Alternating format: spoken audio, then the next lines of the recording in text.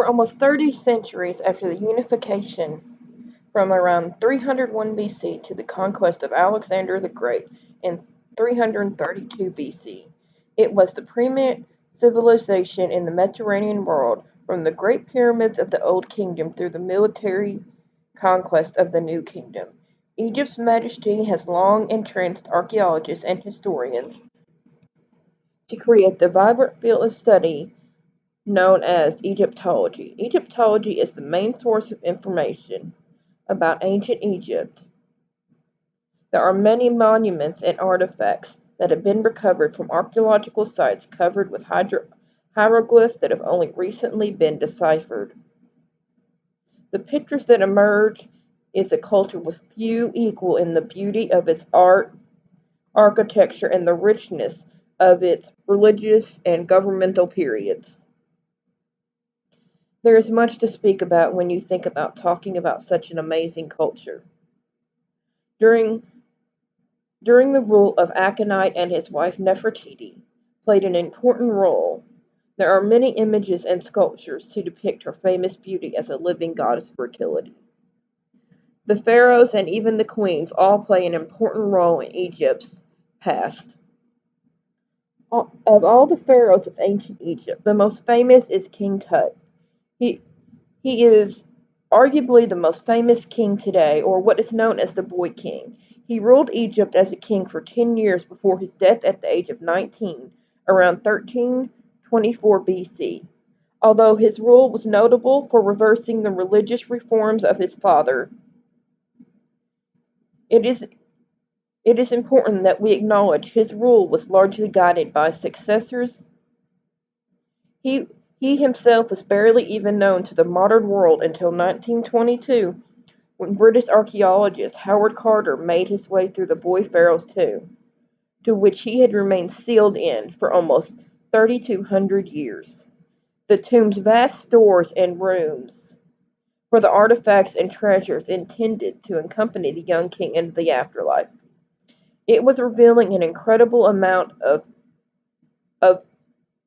data and information about royal life in ancient Egypt, and quickly made King Tut the world's most famous king. Genetic testing was done centuries after he was buried. It was verified that King Tut was the grandson of a great pharaoh, and almost certainly the son of Akhenaten, the controversial figure in the history of the 18th dynasty of Egypt. The new kingdom, his father upended a centuries-old system of worship. The capital then moved from the capital Thebes to what was then the capital of Cairo. After his father's death, two intervening pharaohs briefly reigned before the 9-year-old prince took the throne. When his tomb was found in 1922, British archaeologist Howard Carter had been digging in Egypt for 3 decades. At the time of the discovery of the tomb, archaeologists believed that all the royal tombs in the Valley of the Kings across the river from ancient Thebes had already been cleared. Excitement about the new tomb, the most intact ever found, quickly spread worldwide. It took Carter and his team a decade to catalog and empty the tomb. There is much theory surrounding the way King Tut was found after he died in the tomb. He was buried according to ancient Egyptian religious tradition, which held that royal bodies should be preserved for the afterlife. He was found in a 24-pound solid gold portrait mask that was placed over his head and shoulders. He was laid in a series of nesting doll containers, 3 golden coffins, a granite sarcophagus, 4 gilded wooden shrines, and the largest of which barely fit into the tomb's burial chamber. There are many wonderful things when you talk about the ancient world of Egypt. I have always found the age of the pyramid builders in the Old Kingdom during the third dynasty of the pharaohs, which was around 2630 BC. The pharaoh asked his priests to design a funeral monument for him. The result was the world's first major stone pyramid building.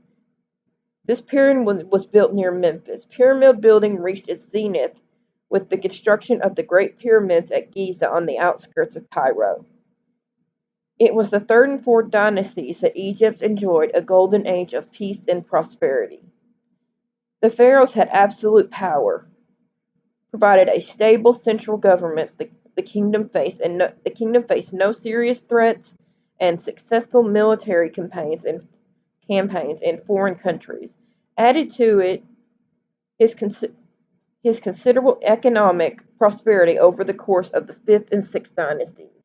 The king's wealth was steadily depleted due to the huge expenses of pyramid building, and his absolute power faltered in the face of the growing influence of the nobility and the priesthood that was said that grew up around the sun god Ra.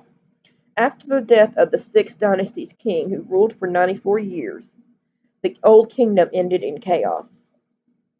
The many cultures of Egypt have always changed during the different periods and dynasties of ancient Egypt.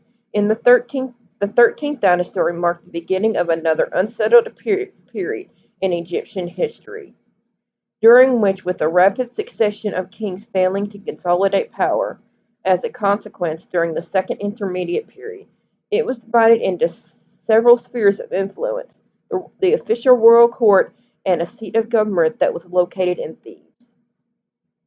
While a rival dynasty during the 14th century centered on the city of the Nile Delta, which seemed to have existed at the same time as the 13th. Around 1650 BC, a line of foreign rulers known as the High Coast rulers took advantage of using Egypt's instability to take control. The rulers adopted and continued many of the existing Egyptian true traditions as well as cultures. They ruled concurrently with the line of native Theban rulers in the 17th dynasty, who retained control over most of southern Egypt despite having to pay taxes to the rulers. But even in such an ancient kingdom of Egypt, the new kingdom, there was the notable. Thank you for listening.